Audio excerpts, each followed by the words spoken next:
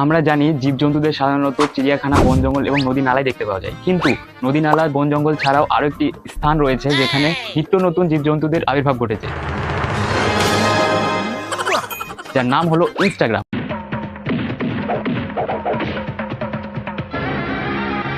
কোনো মানুষ যদি মারা যায় তো তার আত্মা এদিক ওদিকে ঘুরে বেড়ায়, সাধারণত আমরা এইটাই জানি।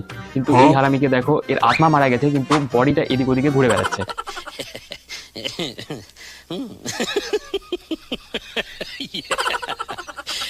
আর সবশেষে একটি এলিয়েনকে তোমাদের দেখাবো। এরা সারা বছর হোয়াটসঅ্যাপ, ফেসবুক, ইনস্টাতে অ্যাক্টিভ থাকবে, কিন্তু কোনো জন্মে একটা স্টোরি পোস্ট করবে না।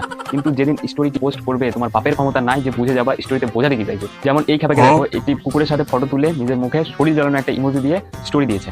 আমার তো মনে হয় ফটোটি তোলার পর সে যখন ফটোটি দেখে তখন দেখে মনে হয় যে কুকুরটার চেহারা ওর চেহারা থেকে 100 গুণ বেশি সুন্দর।